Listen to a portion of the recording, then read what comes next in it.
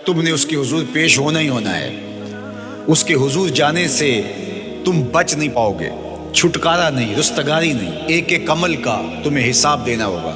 ایک ایک حرکت اور ایک ایک سکنت تمہاری تشت ازبام ہوگی. تمہارا پوشیدہ اور مخفی عمل قیامت کے دن سامنے آ جائے گا. اللہ اکبر. یہ قرآن ہے، یہ کوئی فرضی کہانی نہیں ہے. انہ لقول فصل وما هو بالہزل. فرمایا یہ قول فیصل ہے، یہ طے شدہ حقیقت ہے، یہ امر واقعی ہے. یہ کوئی مذاق نہیں ہے کہ یوں ہی کوئی کہانی بیان کر رہا ہے. یہ سب کچھ ہونے والا ہے. یہ اپنی آنکھوں سے تم دیکھو گے. آج انکار کرو یا اقرار کرو، تمہیں کھلا موقع دیا ہے. حتیٰ کہ تم کافر بن کے زندگی گزارنا چاہو، نمرود بن کے جینا چاہو، فرعون بن کے جینا چاہو، حامان بن کے جینا چاہو، ہم تجھے دنیا پہ موقع دیں گے. لیکن یہ نہیں ہے کہ جب زندگی کی بساط لپیٹے گی پھر کام ختم ہو جائے گا. نہیں، یہ تمہیں ہمیں فرصت دی ہے، پھر ہم نے تم سے حساب لینا ہے. ایک ایک عمل تمہارے سامنے آئے گا. اللہ اکبر. ذرا غور کیجئے.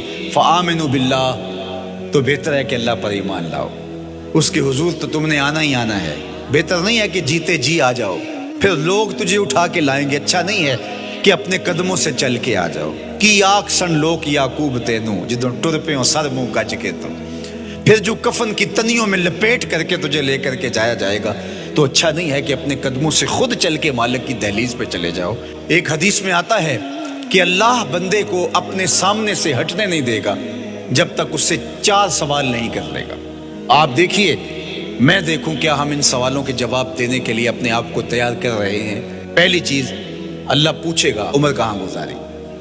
دوسرا سوال، اللہ تعالیٰ علم کے بارے میں پوچھے گا. جو پڑھا تھا بتا، عمل کہاں تک کیا. خلوت جلوت زندگی، شام و سحر تیرے اس سیکھے ہوئے علم کی مطابقت میں تھے، یا علم عزت دولت کمانے کے لیے پڑھا تھا. تیسری بات، اللہ پوچھے گا مال کمایا کیسے، اور مجھے بتا مال خرچ کہاں کیا. آج لوگ نیب سے ڈرتے ہیں کہ ہم سے پوچھ نہ لیا جائے کہ یہ آیا کہاں سے. منی ٹریل پیش کرو، یہاں ہم بچ جائیں گے. کوئی مکر، کوئی دھندا، کوئی فریب چل جائے گا، کوئی پریشر، کوئی افرادی قوت، کوئی سیاسی اثر و رسوخ، کوئی رشوت، کوئی سفارش. کچھ نہ کچھ تو راستہ نکل ہی آئے گا. اور آج کی دنیا میں صرف یہی پوچھا جاتا ہے کمایا کہاں سے. یہ نہیں پوچھا جاتا خرچ کہاں کیا. جیسے چاہو خرچ کرو، لیکن وہاں سوال ہوگا وَفِيمَا أَنفَقَهُ، خرچ کہاں کیا. یہ سوال بھی کیا جائے گا. وَعَنْ جِسْمِهِ فِيمَا أَبْلَاهُ، اور جسم کے بارے میں پوچھا جائے گا. اس جسم کو دی ہوئی توانائیوں کو خرچ کہاں کیا. بعض روایت میں عن شبابہ فیما ابلاہ، جوانی کے بارے میں پوچھا جائے گا. تیری جوانی کے خوبصورت دن کہاں گزرے. مجنو بن کے چوکوں میں کھڑا تو نہیں رہا، پارکوں کے گرد پروانوں کی طرح گھومتا تو نہیں رہا، تیری نظر بدکاریاں تو نہیں کرتی رہی، اپنی خواہشات کا غلام بن کے زندگی تو نہیں گزاری، تیری ساری رات 4 انچ کی سکرین کے اوپر بدکاریاں کرتے بسر تو نہیں ہوئی. پوچھا جائے گا بتا جوانی کہاں گزری. جوانی مستانی ہے یہ کہہ کر کے تو نے ہر ضابطے سے چھٹی تو نہیں کر لی تھی، یا جوانی کے تقدس کو تو نے محفوظ کیا اور راتوں کی تنہائیوں میں اللہ کے حضور سجدہ ریزی کرتا رہا. میرے اور آپ کے آقا و مولا نے فرمایا جو جوان جوانی میں توبہ کرے وہ اللہ کو محبوب ہے. اللہ اکبر. اور اللہ جن 7 لوگوں پر اپنے عرش کا سایہ کرے گا ان میں سے ایک شخص کا ذکر کرتے ہوئے فرمایا وَشَابٌ نَشَأَ فِي عِبَادَةِ اللَّهِ، وہ جوان جس کی جوانی اللہ کی عبادت میں گزری.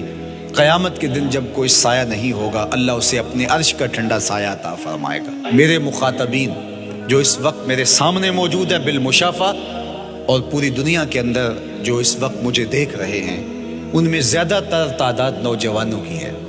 تو میں آپ سب سے مخاطب ہوں اور آپ کو کہتا ہوں کہ یہ جوانی دوبارہ نہیں ملنی. بندہ کہتا ہے بڑھاپا آئے گا دیکھ لیں گے. جس طرح ہر چیز کا سرور جوانی میں ہوتا ہے، ہر چیز کا لطف بندہ کہتا ہے جوانی میں ہے، سجدوں کا جو لطف جوانی میں ہے وہ کسی اور زمانے میں نہیں ہے. اپنی پیشانی کو سجدوں سے آشنا کرو. اپنی جوانی کو مثل سحر بے داغ رکھنا، اپنے شباب کو الجھنے نہ دینا، اپنے شباب کے تقدس کو پامال نہ ہونے دینا۔